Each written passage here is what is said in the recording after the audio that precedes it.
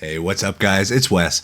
So over this past week, we were doing a live stream. We were actually using our iPad and Procreate and trying to do some practicing for inking. I'm looking to kind of dabble in how comic book art works and more of that illustrative side of things. So we were doing the stream and kind of working, and it just wasn't where I can't quite wrap my head around it. I don't know what was going on. But then it was almost like a happy accident happened. I started going through some of the brushes and made a realization that actually kind of hooked me back into the whole process of sketching, because it reintroduced me to something that I used to do back in art school quite a bit. And I was surprised at how natural it felt, even doing this more traditional style method in a digital realm. So I want to talk about that. And let's discover this old new technique together.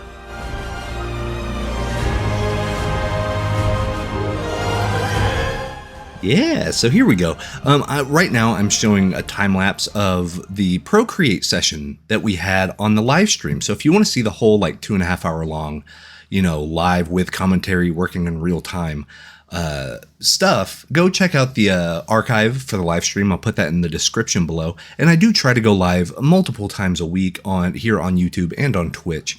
So, depending on what you prefer, you can maybe catch me live, So it was funny. This started as an inking exercise. I wanted to start putting down some marks and stuff like that. You know me, I'm trying to embrace more sketching, just free-flowing ideas instead of really trying to work on finalized paintings and stuff like that for the portfolio, which is always nice. I feel like a lot of my stuff needs to be a little bit more dynamic even before I start pushing towards the painting and kind of the render and all that good stuff. So we're digging in more of the sketching, we're digging in more of that side of things, but I have been interested in the storytelling aspect. So making a graphic novel is on my radar. I have a very bare bones kind of story idea, but it's good enough that I think we can make it interesting with the visuals and stuff. So inking, using ink is part of that. Whenever you do your basic sketch and then you ink it and then you can add color, kind of whatever. So I wanted to kind of come to terms with that and see how my mind starts working that way. So you'll see here in the time lapse that, I start trying to do an ink pass and stuff like that. But then something interesting happened and a pivot took place. I started kind of messing with a little bit more textured, dry brushing, almost like using charcoal. And charcoal is something that I used all the time back in art school, from 2004 to about 2007, maybe the beginning of 2008. I was in art school and we did life drawing classes 3 times a week, and we were required to be there as part of our degree and all that good stuff. So I have many hours working just big sheet of paper, charcoal. You get the board, you look at the life model, you look at the still life, all that stuff, and then you work that way. And it was funny, as I started working with within Procreate and started using some of these kind of graphite, charcoal, maybe like a dry pastel sort of look, I started really kind of getting interested and excited because I was starting to get those memories back, right? About I kind of know how to do this. I've done this a lot. It's been many years. It's been almost 20 years since I've done it a lot. But I was kind of fascinated with how fast it started coming back. And then I had this aha moment in the middle of the stream. And it's funny, if you go watch the archive, you can see it happen live. I have that moment of, okay, if my whole goal is to make something a little bit more dynamic, work a little bit faster in getting to the good stuff, like good angles or good lighting or all that stuff, I would always think, and still do to a certain extent, I think a lot of that comes with rendering. It comes with, how are you controlling your edges? Are your values making sense as far as the paint and is the color working well? These kind of last steps. But I had the realization, working in this sort of what I'm going to call digital charcoal, that, wait a minute, the interesting parts of the painting don't have to wait until you're rendering. I remember in art school that we would learn about thumb blending. Oh, you don't have like a rag, you don't have something, you don't have one of the pen nubs, or not a pen nub, but it's like a piece of paper wrapped up really tight like a pencil, and you can use that as a smudge nub, right? On your actual paper whenever you have charcoal down. Because charcoal, the dust is always going to fly everywhere anyway. So you can really use that and embrace it. And also, you can use your eraser as a highlight tool. So there's a lot of these like little things that started coming back to me, which is, I guess, a testament to how good Procreate's like dry brush digital charcoal engine works. Is I was able to tilt my pencil the same way, right? I have the Apple Pencil 1, and I can't remember what version my iPad is, but it's already like probably 3 years old, and I got it on discount 3 years ago. So it's an older iPad. And I started really kind of digging it, because now I'm like, okay, maybe I can start focusing more on value shifts, maybe use a little bit of cross hatching, which is something I don't normally do with like the oils or acrylic look. And we start building up texture that way. Then, using the same pencil, using the same settings, you come back up, you can do some finer line art. You can do that for some outlines if you need to have a plane adjustment, if a form is taking shape, if you have a hard edge somewhere, you can do that as well. And it felt very liberating, because one, you're able to work fast, like super fast, right? And it's just so much fun, because I remember, I remember doing this. I remember going to a 3.5 hour long class, and you have to knock out 6 pieces. So you got to move at a pretty quick, clip in order to get the gesture down, to get these poses down, to get the energy onto the page. And that energy started coming in on the Procreate side. And I really got excited, because I knew I was going to be exporting this over to Photoshop. I know Clip Studio and Krita also have really, really good dry brush engines. So does Rebel, Art Rage. I mean, there's a myriad of stuff. And we've, talked about the dozens of art programs I have on my hard drive, especially in my like ranked video, where I rank them all based on my personal preference. And, there's so many options. So really locking in and realizing, oh, wait, I can do all the fun stuff in charcoal, or like digital charcoal in this case, but still, I can make the painting using charcoal. I can make the whole thing. I don't have to worry about color. I just get my values right. I get all the fun stuff, and I get it immediately. I don't have to necessarily worry about, these wet into wet brushes, or setting up an underpainting, or doing no, you kind of get to the good stuff fast. And that's something that I always am kind of striving for, because once art becomes work, it loses a lot of its luster. And there's those sayings that a lot of bands write music in 2 minutes. They write it on a napkin, or like Pixar, right? They were at a diner and they wrote down 4 ideas, and it ended up being Toy Story, Cars, and a few other ones, right? Like these huge hits. But it was just a brainstorm session, and you're jotting down ideas, and they can become something just unbelievable. And there is something energetic about that. There's something dynamic about it. And if the whole idea is to get out of that fear of being boring, this might be a great way to go. And like I said, I got super excited. I even got excited enough that what I'm doing now, and probably in the next year or so, I'm really going to dig into this. But I might upgrade my work monitor, like my touch monitor Canvas Steel, to have a pencil that has tilt functionality. Right now it doesn't. I have the Huion Canvas 22, but it's the older version. Probably came out, maybe 2019. I think I got it around Christmas 2019, whenever I started my Warhammer work. So that makes sense. So things about 4 or 5 years old. A lot of technology has increased tenfold since then. Technology like doubles itself every 18 months. And there's a truth to that. So, I mean, what I would get now for about the same price I got 5 years ago would, blow the thing away. And I love my Huion tablet. I really do. I also have tried like XP pen. I love them as well. I've used a Wacom or a Wcom or whatever you want to call it in forever, but the last time I did, it was not a great experience. But I understand, they have the tilt functionality. They have all that stuff as well. So having that, I don't know, even that little change, that slight dynamic shift where if I just put the brush down and don't go as hard, it can make a very subtle value shift, even if I have all black on my brush, selected as my color. There's a lot of power there, at least for me, because then I can keep working in the zone instead of alt clicking and color picking and doing all this other stuff. And then, doing this and pick the smudge tool, or, let me jump to the mixer brushes and let me do all this and no. You're basically one, maybe two brushes and you just go.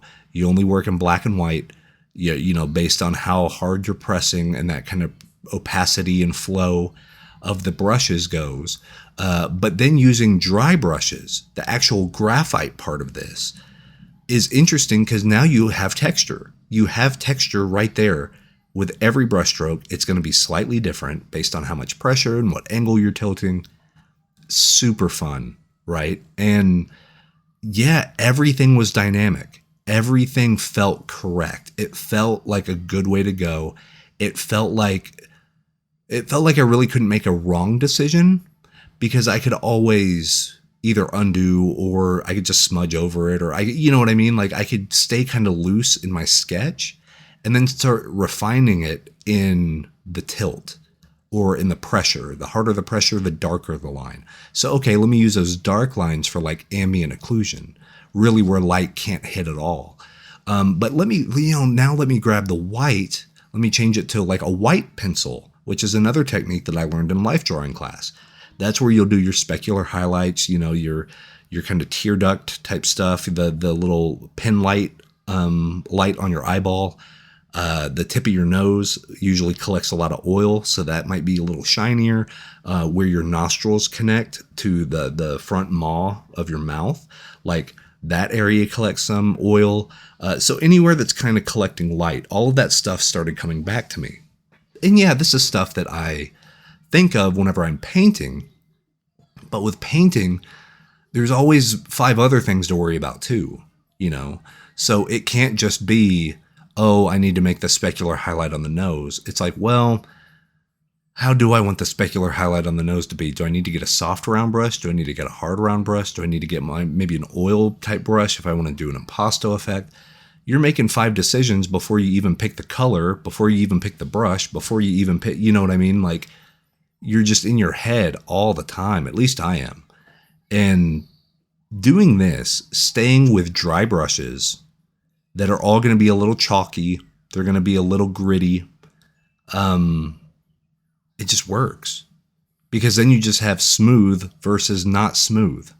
That's an easy decision to make. And it takes 2 seconds.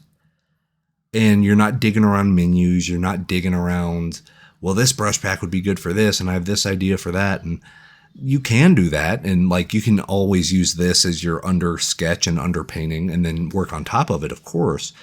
But there is something liberating about just having the 2 things in front of you. Essentially you have your kneaded eraser, you have your stick of charcoal, and maybe you have like a 4B pencil for like a little bit thicker, harsher lines if you want a little bit more direct control. And then you smudge stuff with a paper towel or a Q-tip. And that's it. You just have like 5 things in front of you. And then you're going to use them to make something that looks really cool. And yeah, there's something very freeing about this, and I'm liking it more and more. So fair warning, a lot of these YouTube videos working from now on might start this way, might start with kind of the crazy charcoal sketch, kind of messy, weird, loosey-goosey stuff. But then we can start finding the diamond in the rough, right? We can have our idea, hey, I want this to be a character holding some sort of weapon out in front of him. It really started as 2 explorers kind of in a dungeon, and the guy in front was more of like the Don Quixote kind of out of his mind character, or like he's maybe being possessed by something and something's calling him to go, while the person behind him is like, maybe we should, take a look around and wait for this. But as I started working more on the charcoal, or the like digital charcoal here, I was like, well, maybe let me just use this one as a technique thing. Let me fall in love with this technique, something that I'm very accustomed to, but I haven't done in over a decade, damn near 2 decades, and see if I can do this digitally. And I'm elated to say that the answer is pretty much, yeah, I can do this digitally. Like I can channel in that same energy that we would have in life drawing class where, hey, we're going to set a 2-minute timer and you better nail that pose. You know, what's the important part? What's not the important part? And trying to use that, those dynamics and that kind of tension and that sort of like, you know, you're walking on a razor wire, using that, but working imaginatively, working from imagination, having these fantastical ideas. So how cool would a dragon look if it was flying through here and it had crashed into that, you know, just blocking your big shapes, start smudging some edges, start refining some lines once you see what it's kind of looking like. And you can all do that all in one brush, essentially. You know what I mean? And that's super fun because now you're just in creative mode. You can get into that kind of fugue state, the zone or whatever, you know, whatever you want to call it, the flow state. And you just start making stuff. And it almost seems like everything you put down works. Even if you go back and change it, it's fine because you have to start somewhere and you have to start with something. And I know a lot of people are probably listening to this and be like, yeah, you can say that about every step of the, you know, visual making process, which is true. But I think the fact that you can literally go from beginning to end with like one brush, it has texture, you can do some smudges, you know what I mean? Like just on how you're holding that pencil, how you're tilting it, how you're putting that pressure down. That's, you know, you're a musician at that point. Like, how are you playing these notes? And that's a lot of fun because there's a lot of energy. It stays sketchy. So you avoid that whole thing. Because I know this happens to me. Maybe you have a sketch, you have a basic thumbnail, and you really like the energy of it. And then the more you start, quote unquote, rendering it out, you start putting more defined lines, you start putting different color, you start putting different value. You start using the different brushes. And then it feels like you're chipping away at this thing, but really what you're doing is you're chopping down the tree. You know, it's not carving itself into some masterpiece. A lot of times, and honestly, more often than not, I'm losing what made it interesting in the first place. I'm trying to like fix something that may be the reason why the first thing was exciting is because it didn't need fixing anyway. Do you know what I mean? Like you had that first initial response. It's natural. It's just very fluid. You put it on there. Okay, let's make that work. Instead of trying to change it to be something that it's not, what is it on the page? What is it? How can we make that better? What can we do around that idea to make that idea even more powerful? Instead of, well, I got the sketchy lines here and that's cool and all, but I feel like I need to, you know, in order for me to use the fill tool, the fill bucket tool in Clip Studio, I need to make sure the lines connect. So then once I do that and then I drag the button or on Procreate, once I drag the color down, then it'll fill right. But oh, the fill didn't work. So now I need to come back and reassess now you're getting away from the act of creation, in my opinion. Like you're still creating and you're still designing and you're still doing this stuff, sure, but it's not that unhindered go, whatever's in your mind, now it's out. It may look weird, but there's probably something endearing about it. Embrace that more.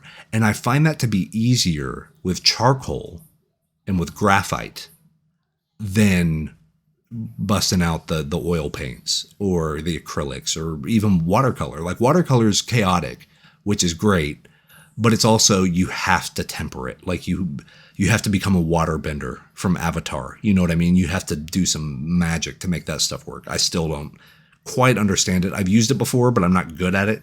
So I like shy away from it, just like all of the other things I'm not good at. Right? So, but this was nice. It was nice to kind of just be in it and be like, oh yeah, well, what if I tilt it here and it gives that a little darker, a little more texture? Great, cool. Okay, let me do that over here. Oh, that needs some more contrast. Well, let me grab the white pencil and see what I can do.